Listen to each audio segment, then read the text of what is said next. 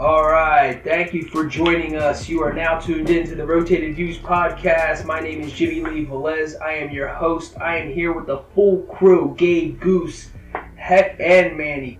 All right, so let's jump right into it. This episode is about earning your way, not just to the top, just your position in life in general. Not to say that there's a hierarchy or anything, but just to, I believe we're here to produce in some type of way or form, whether it's through creativity or whatever we think it is, but not just laying around and doing absolutely nothing. I truly do believe we need to be productive in life, whatever level or degree each person thinks that they need to. But there's a difference between taking it and earning it. That being said, I want to jump right into a interesting story.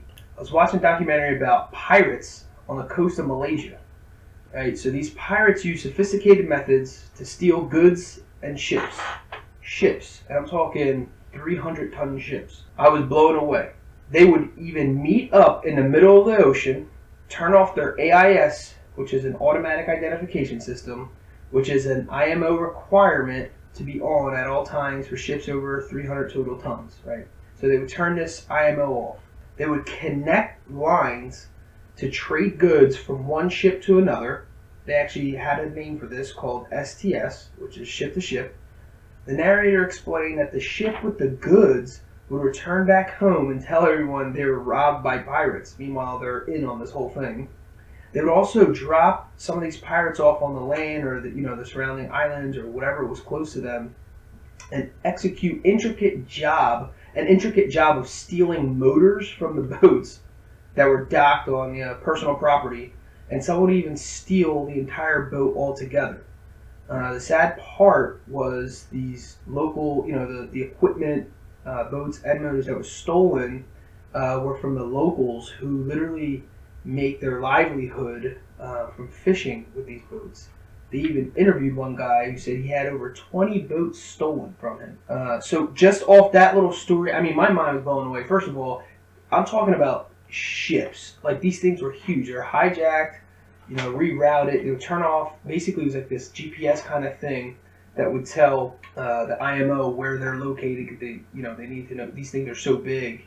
But if they would have them on, the IMO would obviously know that they're just sitting. They're just, So they would turn this, this locator off, and then they would literally just exchange goods, whatever it was. I mean, chemicals, like clothing, whatever the ship was, taking. So I mean, before I give my full take, does anyone have anything about, stealing someone else's property or thoughts on this actual, pirates? I know we see pirates like on cartoons and stuff. I thought pirates was like just fantasy type thing. I did not realize that they still existed. I mean, obviously, you think of a pirate and it's like pictured as like Captain Hook type of stuff. Right.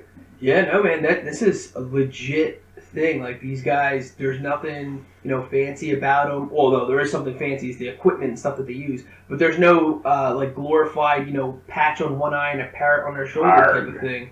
I mean, what does anyone have to say about someone taking some other man's work? I hate it. I hate it. I look at this and they're pirates. It's to be expected. It's the kind of the pirate that nobody knows about. Everybody has that guy at work or person, let's just say, who takes another person's idea and exploits it as their own. You want to talk about hitting 100. I go 0 to 100 real quick when that happens. It drives me crazy. I hate it. Why do you hate it, though? Like, because it wasn't yours, and it's literally just I don't know. Like, someone hijacked your idea. Yeah, exactly. They pirated my idea, and then they're and it's not even me. I get more upset for the people who that isn't necessarily me. And I saw them, this was my idea. They kind of fostered, they grew it, they nurtured it. And then when it was done, somebody turned around and was like, yeah, I thought of that. And my blood boils, and it drives me crazy. It's like not fair. And a lot of times it tends to be somebody on the, in the hierarchy who, what are you going to say to them? Right. And you can talk to yourself and you can kind of play it up to say, as long as it's out there and it's for the greater good, That's baloney. It's for the team. Yeah, and it is, and that is a great mentality to have. But even in the back of my mind, knowing it's for the betterment of the team, you got to give people credit. Where credit. And is I think that's what it is. I think that's what actually irks you. I mean, I was just playing devil's advocate there. It bothers the mess out of me too. But I think it's just what is the big deal? It's like, dude, they give them credit. Like, what are you hijacking this person's idea for to get all the credit? And you know what, man? It gets dirty too, because I've seen situations where people actually get promoted for an idea that wasn't even there to what they presented, and yet they basically robbed someone for this idea and then took it on as their own, and it went from a higher ranking than the person he stole the idea from, and then he got promoted, and then that other person actually left without going into too much detail. That I felt so bad for the other guy whose idea got taken, because you put yourself in the shoes. Yeah, it's just the sneakiness of people. It's like that's what bothers me. They're like sneaking around trying to either steal other ideas or other people's product. In this case, like the sophisticated way they did it with boats off like shorelines where there's no witnesses, there's no one, and everyone in their own little clique, and they know they're doing it because they're gonna get inside money, and it's like all in the hush. It's just so sneaky. I hate sneaky people. Dude, the crazy part about this is they met in a specific location where I guess it was like territory, like borderline. So the coastal guard can only do so much. If this country's paying attention and it's a borderline, so they literally have to just go like 10 more feet and we're like out of their zone or whatever it is. International waters. Yeah, it's like they're professionals at what they do. I mean, you can't be an amateur stealing a 300-ton ship, right, with millions of dollars of cargo. That's you've done that one too many times. But are you really upset? Separate the two situations. You're talking about pirates, and then you're talking about just regular people at home. Pirates, I kind of give not to give them a pass, but I look at it as like, okay, that's what you do, right, wrong, or indifferent. That's what you do, right. That's to be expected. But you do it to a guy who you think is an upstanding citizen, a guy that works for the team, and then he does a sneaky peek talking about what Mikey or what Goose was talking about. It kind of that right there, like I give the Pirates a pass, wrong in what they're doing, obviously, but I give them a pass because when it's coming from a regular guy. Okay. So you give them a pass, right? You have $100,000. Mm-hmm. You're about to flip.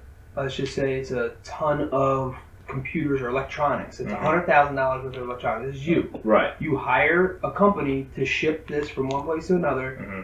They come back to you and say, "We got hijacked."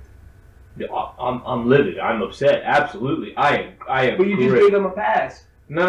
That's what they do. Not giving them a pass. Like the guy at the job, that's what he does. He got promoted. He's making even more money. That's what he does. He's just a guy that steals people's ideas. No, but he's called an IT generalist, or he's human resources. Why is he gotta be IT? Well, no, these guys, they actually, one of them is like an actual, he's a captain, like he really steers ships and stuff for a living, and then he, on the side, he actually does it, so he doesn't want you to consider him as a pirate. Yeah, he is a captain. He's a low-key guy, but he's still doing the bad. Like, he knows what goods are coming through, in and out, and he sets it up. And just takes it. This goes beyond the ships, though, too. I mean, there's people who steal cars that I don't know. Again, I don't know the details of this, but apparently, the whole serial number thing gets scratched off, and it goes to a chop shop.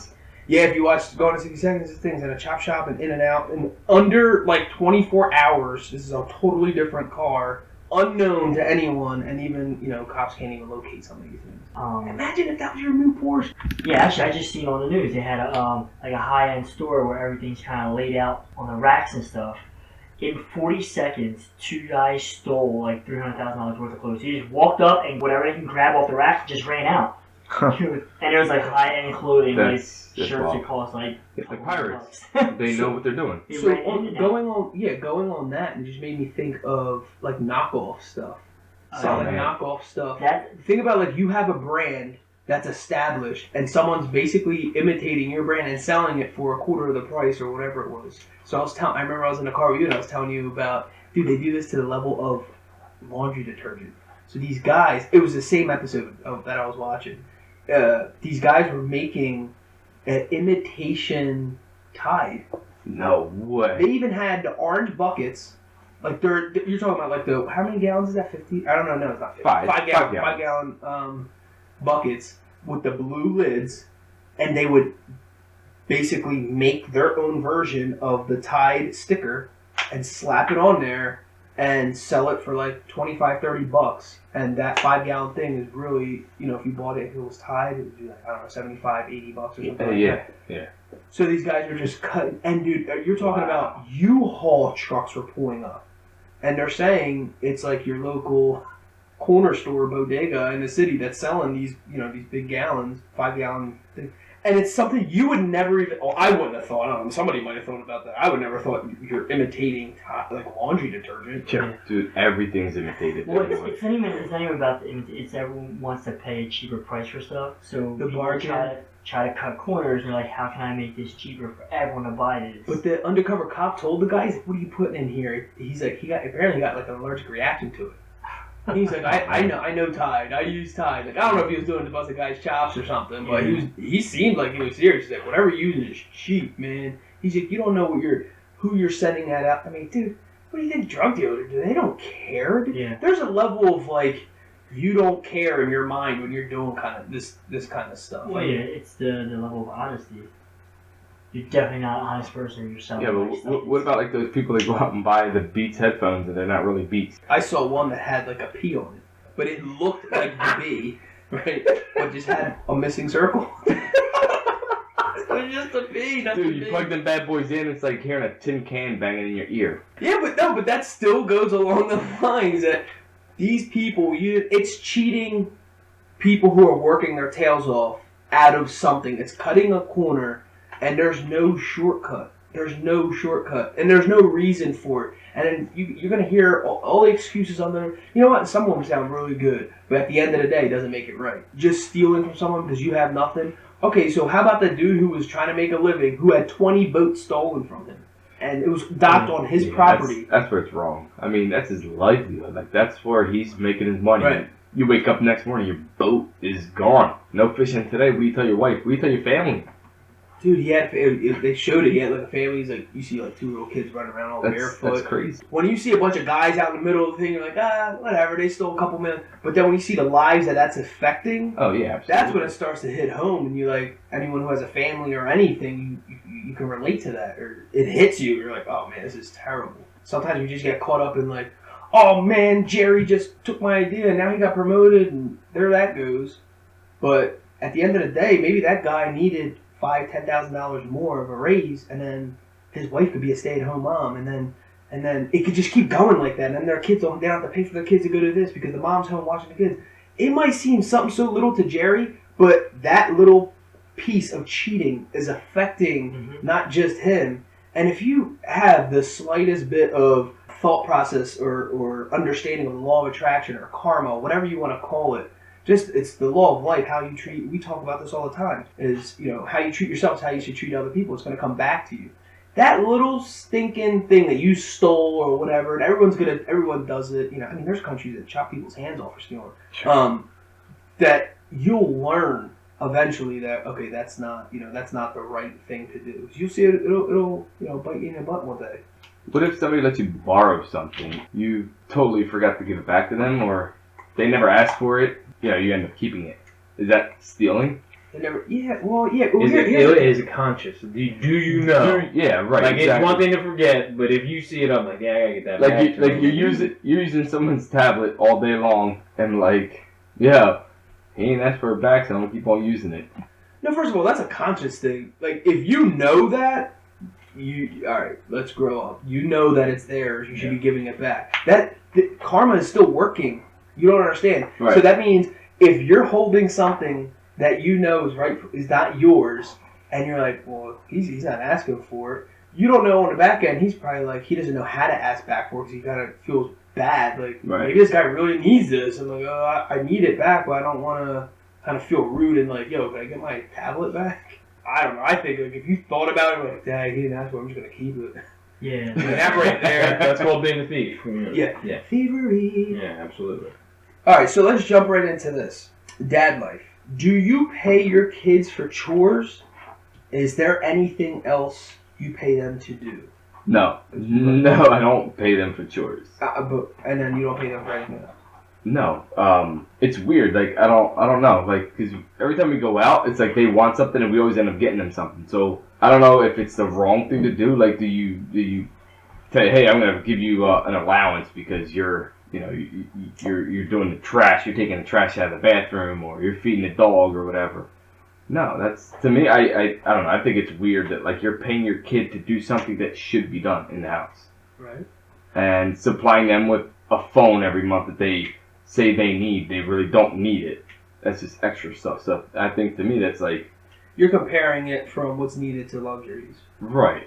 Yeah. I mean, I don't know. I don't. Obviously, my son's too, but I think this goes along with how you talk to kids with everything. It gradually it takes steps. So maybe in the beginning, just to teach them working does get you something or somewhere that you can probably give them $1 or $2 for a week for doing chores. Obviously, you're teaching them multiple things. The house needs to stay clean. It's your responsibility. Take care of stuff. That's you giving back, being grateful for what you have, the roof over your head, the shirt on your back, the food on the table. Then after a while, it's like, dude, you're 10. You should be taking out the trash. You get this already. You can start, doing something else for money. Start cutting the grass now because you need to be stronger. I can't tell my 2-year-old to go cut the grass. So I think it just grows with them, and it also doesn't have to necessarily be pay in money. Like you said, you're paying a phone bill, right? I don't know. This is me. That's so hypothetical because I clearly am not at that stage yet. But I think that's where it is. And I asked, do you pay them for other things? Because I heard there's this guy who he doesn't pay his daughter for chores. He started off paying his daughter for chores. Everything you do, you get a quarter, that kind of deal. And then, like you just said, when you go to the stores, you buy them something. Well, she only had $5 saved up. You can only buy $5 worth of stuff. So that's also teaching them responsibility on money and how to take care of money. So it's kind of like this weighted kind of debate going on in the house, which I believe in both. And then the other thing was he paid her to read books and then write him a book report. So that was how he paid her. So he's saying, your studying is going to pay off at the end. So then she was ready for college. She was ready, and he was trying to get her in that mindset as well, where it's not just, doing physical labor. It's also, treating your brain as a gold mine that it is and sharpening your skills. Again, I'm saying this off of something I read in a magazine, another guy that I follow for financial advice and stuff like that, but I thought it was interesting. That's the reason why I asked it. Yeah, I think there's certain things that, like, especially at home, like, there's certain things kids shouldn't get paid for doing, like cleaning their room. Like, I know you're trying to teach them work ethic, but also there's, like, that personal, they're not going to get paid for cleaning their room as they get older. That's just, like, something you automatically should just do. As they get older, like, oh, well, I ain't getting paid for it, I'm not going to do it.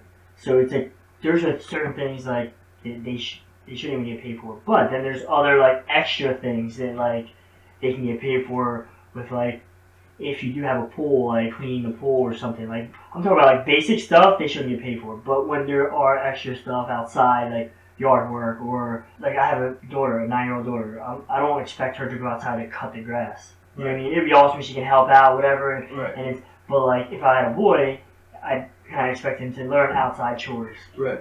But I think there's other ways, like, actually, like, in, like, her schoolwork and stuff. Just give her a reward. It doesn't necessarily have to be money. Right. It can be, like, in other things and stuff that, like you said, she would want or whatever. But then she'll work and earn money helping, like, her stepdad has a business. He goes and brings her, and she'll clean up the mess after they're done doing, like, construction stuff. And he pays her for it. Like, that's like she's going out on site and cleaning. Right. So she knows she's going to get rewarded in that way. But, like, normal, like, daily stuff, like that, you shouldn't get paid for brushing your teeth. Right. I mean, you shouldn't get paid for, like, oh, I'm going to take a shower. I saw a cool, there was this calendar it was like a weekly calendar that had tabs on it. And each tab had a chore or something for them to do, and then associate a dollar amount with it. So the kids were actually fighting to do the chore or whatever it was, because like they're trying to get the higher paid one. Like, well, it went up to like anywhere between. That's a cool way of bribery. 50 cents to like $10. Incentivizing. Yeah, exactly. There you go. Yeah. There's incentives, and obviously the chores got harder. And I'm saying chores in a really broad sense. I don't want necessarily, some of the stuff wasn't really chores, because chores, I think, is something that needs to be done on a routine basis. Yeah, exactly. Right. He was telling them, one of them was like, wash dad's car, or wash mom's car. Stuff exactly. like that. Yeah. Clean the garage, taking out the trash, and all that stuff was like 50 cents. It was like basic stuff, because that stuff you have to do every day. Well, I guess it also comes down to what you value. Like, I don't pay my kid for anything. He's 7, first grade. But we did reward him with a good report card. Got like, good job, buddy. You're going to go out and get a certain toy that you want. So I guess we value the whole education thing, and obviously if you're doing well in school, you'll get rewarded for it. But to touch on what Heck said, which is interesting, because the kids who have phones, that's almost like a given now. They don't see it as luxury. And my son is fortunate enough to play baseball, and he has a bat, a bag, a helmet, a mask for the helmet, batting gloves, a brand new glove, a second set of practice spikes. And like, he just looks at it, and that's almost normal to him. Right. And I'm like thinking about it in my head. It's like, he has no idea that these are all luxuries. Right. My mom paid $1 for my spikes, and I walked in with a bat and just a glove, and I'm gonna go to practice, and I didn't think anything of it. Meanwhile, he's got a bag with his name on it, and it's like an $80 bag. He's 7, Dude. and now thinking about it, I'm like, man, this is ridiculous. He has no idea that this is a luxury. This is almost, for him, it's a given, Yeah. and that's kind of, what's the balance there? Yeah, no, that's tough. I not for nothing, but I just thought of, remember we used to slide our gloves through the back? That's how I carried it. Yep. Right at the I end. just thought of it as soon as you said I had a Wilson glove. That was awesome. And that's what you did. And now, I mean, but thinking about it, the luxuries, I'm like, man, he has all these things at his disposal, and he looks at it as, or he thinks about it, and it must be just, I don't know, this is what it's supposed to be like. Now, the other thing I don't know is, I don't know if it's, our upbringing brought us to this level, and then maybe what we're doing for them is going to take them to another level, because there was always people that had it. When True. we were growing up, we didn't have it. That's true. And I think it's just a generational are we thing. filling in for what we didn't have growing up as a kid? You know what I mean? Like, it could be. like he's maybe just saying, like compensating. But not necessarily. It could also just be you have the money for it. That's true. It's not just because, a lot of times we have it, so we want to provide. Some people go out of their way to get, $400 spikes for their 8-year-old. And then that's a little much. But to them, that's not. This is how I think. If I find my kid, like, not appreciating something, I'm going to take something away. Yeah. How do you teach that lesson? Because meanwhile, you think you're doing he's earning it. Meanwhile, you're fulfilling, and maybe it's a childhood dream. Like, man, my kid's gonna have everything I didn't have. Sure. How do you teach that lesson? Like, I mean, that's difficult for me as a parent. Like, I'm in here right now. I'm thinking about, man, I do a terrible job of, teaching him the lesson of appreciation. It might not be a terrible job. It's just you hear other ideas, and you're like, maybe I can implement that, or maybe I can use that. Because there's stuff that I hear, and I'm like, dang, I'm gonna try that too. But I think it's. Because as an adult, I know for me, the only reason why I come up or I say something like this is because for me, there's certain things like, even our cars, sometimes we just take for granted. We just go to work, come back, go to work. All of a sudden, something happens to the car, the light goes off. And to me, it's just remember how grateful you should be that you actually have something to go to and from. And then meanwhile, every day you pass somebody waiting at the school bus stop, right? Yeah. And you don't even think anything of it. It's just a reminder. Life has a way of humbling us. I think sometimes we have to come in, or our kids in that sense. I'm not saying we have to be harsh, I guess, specifically what we do, not to take away what you and Jen work so hard to get to. You know what I'm saying? You guys should be able, if you want to buy your kid the best stuff and have extra stuff and have it luxury stuff, by all means. I think that you should be doing, because that's what you want to do. But it's hard. There is that hard trade-off where you're like, all right, let's not, if we get too carried away and just keep getting him everything, and without him realizing the value. Yeah, that's what I was gonna say. It all depends on the kid too. If he's like taking care of it and stuff, right? It's worth it. But there's nothing wrong with like getting your kids like the best of things if you can. Dude, and it doesn't matter about how much they have to, as long as they understand the value of it. Yes, because I remember. Well, it's not value. It's not a price thing, because I remember this kid having literally $150 bat. And I had a $25 bat from Walmart. It was an Easton with blue grip. That was the first time I had my own bat. Dude, you would have thought I had some, like, Mark McGuire signed You got your Jose Canseco. Something by like some major league. I mean, I treated that thing. I didn't even use it in practice. It was like a game bat. It was minor leagues, dude. And I treated that thing like it was gold. That was a $25 bat. Meanwhile, literally, this kid had, and I didn't know. Like to me, $25 was a lot of money, so I didn't really think like. But I remember I had this bat, and the kid was like, "Yo, my dad just spent $150 on his bat." And I'm looking at my bat, I'm looking at his bat, and I still loved my bat. Like, I didn't even care. I'm like, I don't care. Which that begs the question, why? What was it? So go back into your thought process and say, why did you appreciate that bat? I didn't have one. It was, like I said, it was my first, all the other bats I used Mike and Hex.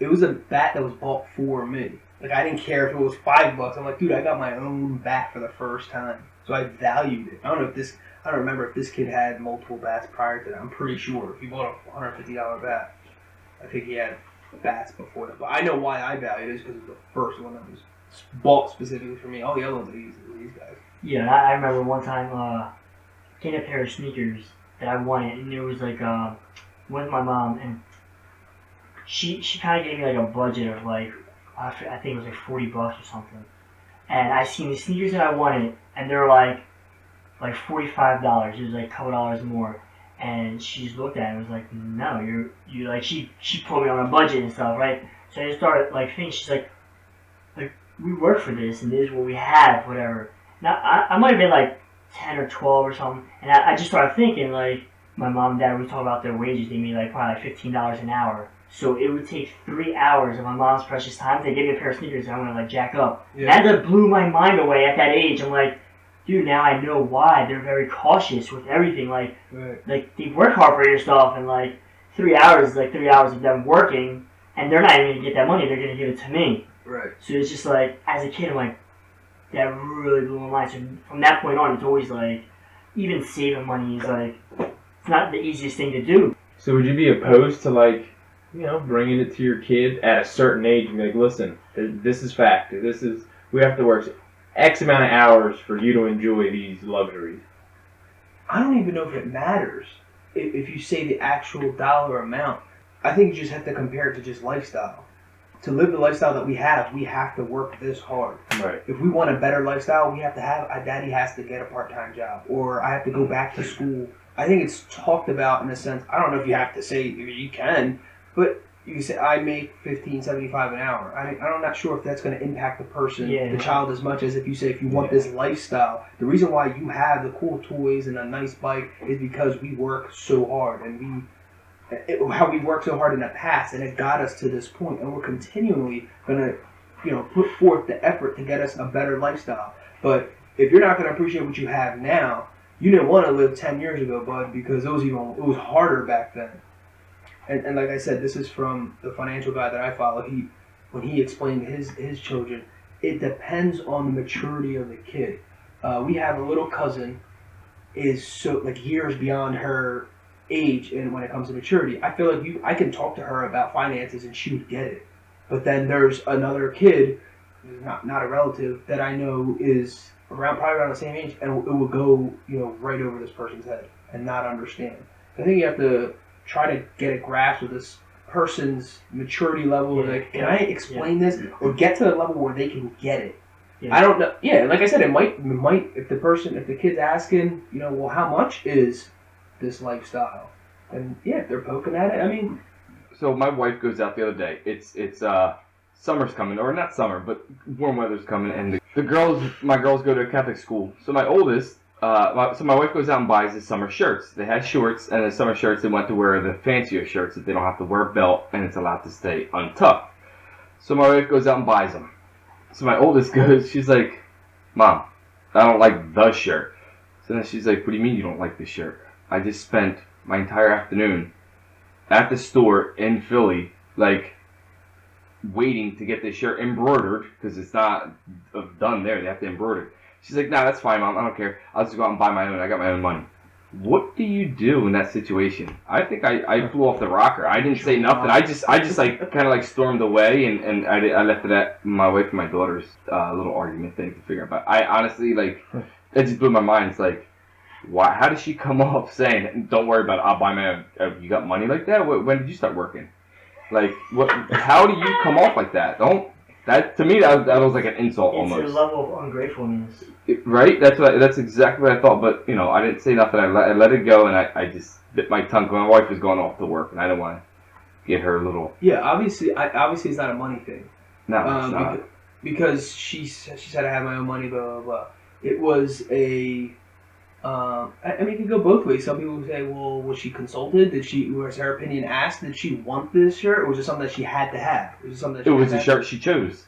Oh, okay, so it was the summer shirt. They said they want the summer shirt because you can get it's like a polo style shirt where you don't have to tuck in the bottom, or you can get like regular button down guys and tuck it in. But so it was their choice, both of theirs. Okay, and then they came off like that. Well, the oldest came off. But first of all, so it does not work like that.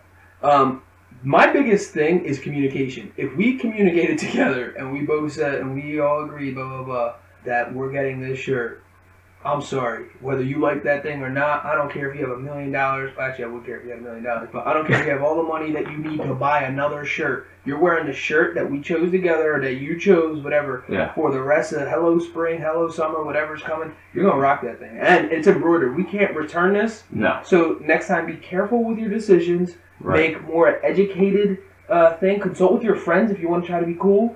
You got to know these things. You got to stay current. The other thing is, as a parent, you got to stick with your guns, man. You got to no, I'm going to be in that argument. I'm going to be, not in just to be in the argument, just to let them know these are the decisions that are going to be made. Whether you have money to buy whatever, it doesn't matter. The point is that we came here as a family to buy you a uniform. So you don't have to spend your own money on buying a uniform. That's the reason why we work so hard. So then you can buy the money, whether you got it as a birthday gift money, because you're saying she didn't work for it, but she could have got it from anywhere. But it's, right. How that money is being used. Mommy and daddy work so hard so you can have luxuries like that, and maybe you can buy yourself, like a cute little outfit or something for the summer and not spend it on uniform stuff. Right. Which is kind of, like limited in style because you have to be, it has to be a certain, tucked in or not tucked in style. I don't know, that's me. To me, it's like, we made this decision, you're gonna love it. You're gonna wear it. Yeah, and that's what I said. I mean, like, I said to her, I was like, that was just completely ungrateful. Like, you show no appreciation. Your mother spent her entire afternoon, mind you, with the two little ones that aren't, the baby, she cooperates because she's a baby, but it's not easy going down to the city to go get these uniforms, and then you have to sit around and wait, and it's not a fun place because it's nothing but clothing lined up everywhere. So she spent her whole day, and then she had to pay for parking. She ran out into the parking meter twice to go pay for parking. Did she go with her? No, she was in school. My oldest was in school. Okay. Yeah, the two older ones were in school. Yeah, and I also think it's important too, because there goes the value thing. Right. We're saying about the baseball thing. CJ doesn't know how hard his parents work to get where they are, so that he could have those luxury items. Oh, she clearly didn't see the crap that Jess had to go through for paying for parking. Right. Swaddling two babies. Running around, she didn't experience that, so the value's down. Right. And it could be something she did want it, but when she put it on, she didn't like the way it looked. Like that's like true. You see a pair of sneakers, like, I want those. You put them on, you're like, I don't like the way they look. She might, the way she communicated might have came off rude. Right. But in the, she's also at that sensitive age where it's kind of like, it might have looked. I think what bothered me the most was I got my own money. I'll buy it. Yeah. I think that's what kind of irked me. I mean that's true, but it's that age, man. It is. Come up with these interesting replies, but I think that's a lesson for everyone, though. I mean, you learn something, she learned something. Yeah. It got to be talked about. You're wearing this, or if it's really that bad where she's like that upset. You also got to talk about her response. That's not how you approach the situation. You don't just say, I'm going to buy with my own money. Like, Mom, look, I thought I was going to like this. Yes, we talked about it. I don't like it that much. I don't want your money to go to waste, so I'll wear this twice a week. Right, exactly. And let's go buy the one that I want, and I'll wear that 3 times a week. Or something like that, where it's not, because it's down the hole now, because that thing's personalized. Is that right? Yeah. No, they don't have the names on it. It just has the name of the school on it. That's all. But still got to get it. You know what? You know the other thing is she got donate it to someone who's less fortunate, and she has to go on do it herself. Or one of her friends. I mean, I guess one of her friends that might be younger than her. I don't know. But the lesson needs to be learned. Yeah, she has to do something. So here's the question: Did she learn the lesson? Were you able to communicate like, hey? Hey, where are you at with it? I'm still here with it. So were you frustrated? I was frustrated. No, my wife went off to work, and then that was that. And I never, honestly, we completely forgot about it. Our days are so crazy, I forgot to bring it back up. So it's brought back up today, a week later. Right, but not to her. Which even brings up, it's so interesting that you can get frustrated and go through these things. And I think that's what I'm missing. I'm playing it in my head. It's like, man, I'm missing opportunities to teach a lesson to my kid. Like, there's certain things that you say, yeah, that just got me nipped in the butt there. I'm thinking about it right now. That's a situation that you probably need to nip that in the butt. Yeah, absolutely. Totally agree. Totally easy for me to sit here and say, oh, well, next time, da-da-da-da. Right. Because when you're in that emotional state and in that moment, I'm sure. Especially like you just said, we're all so busy. Everyone's on the fly. Like, you don't even have time to really think or react the proper way to it. Right now, we're like critiquing. I guess, right. But it's true. But that's stuff that when you hear this critique or when you talk to your buddies about it or something like that, that stuff's going to stay in your mind for the next time. Maybe you have two other girls coming up, 3 other girls coming up in line. Next time they might try to pull that. You already know how to answer. You already know how to, like, all right, maybe I didn't complete. They say that about grandparents and their grandchildren. They know all this silly stuff that they did with their own kids that they can avoid with their grandchildren. Oh, yeah, it's like just shower them with love, and there's another level of caring and love that they have because oh my gosh, what was I thinking with Jimmylee? I don't know why I said that to him when he was 10, but and then they blow us off. Oh, don't say that to him. He's all right. You know what I mean? Oh yeah. We're parenting, and then they're trying to co-parent on top of us. Can I teach my kids something? No, I think that's super interesting. It is true. Like, and everything we do say here, it's coming from a standpoint of, like a higher level, looking, retrospect, looking back down. I mean, that's the purpose of it anyway, to talk about it.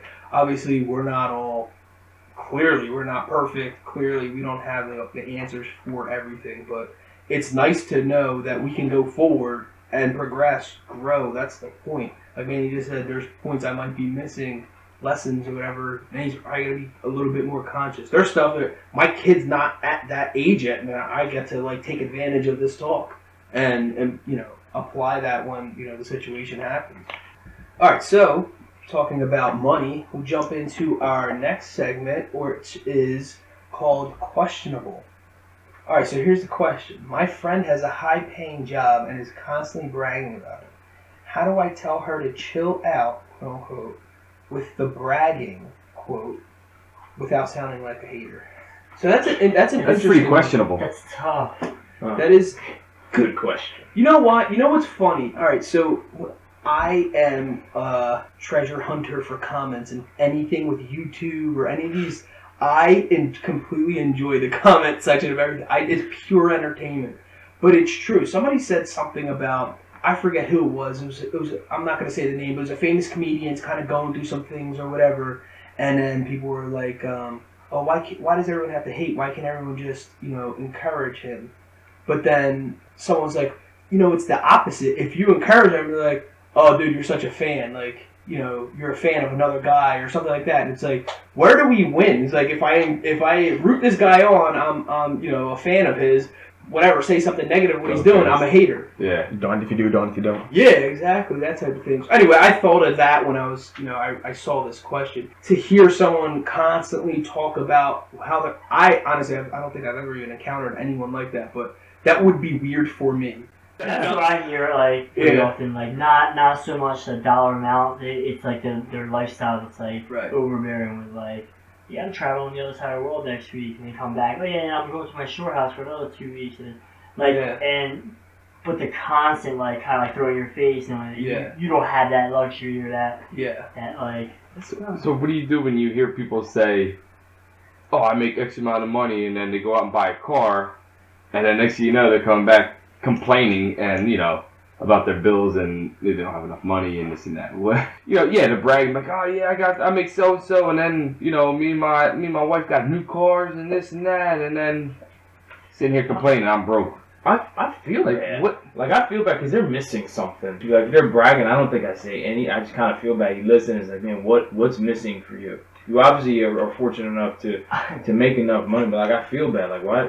I think good for you. I just think it's entertaining. I don't take it personal. Exactly. It's just you also have to watch, your relationship with that person. If it's someone you're always kind of busting chops with or whatever, If it's something you never have like a real encounter, and they're just every time somehow you're at the water cooler, they're always talking about I don't know something. Water Like cooler? I think it's like the water what Manny's saying, that there's like a void that they're filling. I think that's the reason why I don't take offense to it. 'Cause to me, it's that something happened along the way that's not It's possible. not that it's not right and that it's wrong. It's just you can just kind of tell that they're trying to compensate for something. No pun intended. That was the word I was looking for. Some people just say that to try to fit in. Right. Sometimes Thinking that's what you want to hear. Yeah, exactly. Yeah, like you said, it's compensating that you have to brag about material things that people, like, if they don't really care, they're not going to make a difference anyway. Like, all in all, like, none of us have any of that inclination to really, like, brag about that stuff, so we just kind of listen and let them play it off and let them just talk. talk. Much brag about, I'll be honest with you. It's a status thing, too. Like, when you brag about certain things, they think, we've all done this, or at least in our minds, that it brings you to that next level. When in reality, not necessarily, right? I mean, just because let's just say I bought a $5,000 watch doesn't necessarily mean that, in all of our minds, like, all right, if you have a $5,000 watch, you probably should at least be making six figures. But then who's to say who gave that rule out? Well, to them, it's like, the first $5,000 I save, I'm buying a watch. That's what I was about to say. The question you were saying was like how much actual money, because some people do live lifestyles like beyond their means, like that what a millionaire should be living, and they're not that really. The hardest thing to say, but it's one of the realest things I heard is from this financial guy. He says, "Act your wage," and it's very interesting because you do. I'm sure we've all. Well, I know for a fact we've all made financial mistakes. Just the degree that what they're at can fluctuate a little bit. But the thing I think that would bother me the most, I guess, is the repetitiveness of this question, is if you do see someone going down the rabbit hole of like making bad financial decisions when you say something, or are you in the right to say something? Or I think, because to me, like 90% of the time, you're not even in the right to say anything. But it's like, you can't keep cheering this person on, and it gets to a point where it's like, dude, this is getting kind of sad. I don't know what to say, but you need to knock it off. You know what I mean? Yeah. I heard it one time on a radio show. Grown folks, they have a grown folks business, and it's difficult unless they literally come up and ask you. You just say, "Oh, okay." Whether you think it's wrong, right, or indifferent. You can't be going up all unsolicited, just giving your opinion. Because, dude, first of all, that's rude too. You might be hurting their feelings. They could be all caught up and doing what they're doing, and then you're trying to put them in check the right way, and it might not end up nice. But always, like, unsolicited advice is always criticism, no matter. Exactly. Yeah, that's like that. We heard that in a marketing business. That was when I heard that, because sometimes you want to help someone so bad, but we're not in the right to. If they're not asking for it, I know this happens. It's just beyond. It's outside of money too. It's other things. People, even if they're addicted to something or whatever it is, they're not. Their life ain't gonna change unless they actually want to. Yeah. Well, what if they don't know how to ask for it? What do you do? Like, you see them struggling, like, financially. You see them doing constantly those mistakes that you're talking about, and you're kind of like thrown off. Do I ask them? Should I say something? Like again, I know. Put yourself in their shoes. I know the best way that I was taught, and I was told, was to lead by example. And so you kind of express your life and kind of do it out loud in a way that they can hear. Not saying it like in a bragging way, like, man, I just opened up a savings account, got $250 I'm gonna put there from every paycheck because I want to save for it. But you're leading by example, so you're kind of telling them the right things to do in your own way, where you're just telling them your business. Right. I work out every morning now because it makes me feel better. You can only talk about you. You can only talk about your experience. I'm eating healthier and it's making me feel really good. My wife loves all the shape and the condition that I'm in now, and it made our relationship more intimate and stuff like that. When you say stuff like that, you're not criticizing them, you're criticizing yourself, but you're leading by example. Right. The worst thing someone wants to hear is someone who doesn't, it's like, a person who's way overweight giving someone who is also way overweight advice on how to get a six-pack or something. It just doesn't make sense, right? Both you guys are in financial pitfalls, and you're trying to give this person advice on money. I mean, that was the way I was taught, and I think it's the most, brilliant way to, and you don't hurt anyone's feelings. It's kind of smooth with it, and to be honest with you do feel like you did your part. You don't actually think about it anymore because that's your way of helping. And once they ask you, yo, remember last week you said you opened up a bank account? What bank do you use? And the conversation just goes like that. Instead of right. Dude, what are you doing with your money? Stop being a knucklehead. You're ruining your life. Once you hit a certain age, no one really doesn't want to be told what to do. If they're being helped and guided, again, if they're being asked, it's different. Some people want to make a change right away and like, yo, yell at me, tell me. You know what I'm saying? Depends on the person. Depends on your relationship with people. All right. Well, we'll leave this episode with a pretty cool quote by Michelle Obama, because at the end of the day, I feel like, I'm pretty sure it's the unanimous here as well, is you have to earn your way through life. Will you get help or assistance along the way? Absolutely. We're helping each other right now solve a couple problems, but when it comes to stealing or taking someone's work or becoming a pirate of some form, whatever that is, I think just, the law of attraction, karma, you're really setting yourself up for failure, and eventually it's going to catch up to you. Even things that are beyond your thought process. Sometimes people think it does work, like an eye for an eye, but it doesn't. Just because you stole someone's car, let's just say, doesn't mean your car down the road is going to get stolen. It means something of that caliber, something that is weighted as much or as important to you as a car, is going to be taken from you. So law of attraction is very complicated. Just understand when you're operating in life on an every single day basis, how you manifest things and everything, it comes back to you full circle. So Michelle Obama says, "We learned about honesty and integrity, that truth matters, that you don't take shortcuts or play your own set of rules, and success doesn't count unless you earn it fair and square." I thought that's a pretty cool quote. Awesome. Guys, thanks again for joining us. The Rotated Views podcast was produced for self-development purposes. Huge shout out to our sponsors. This episode is brought to you by the Blessed Lifestyle brand. That is BL3SSED.com. Also sponsored by The Motivation Files Unleashed.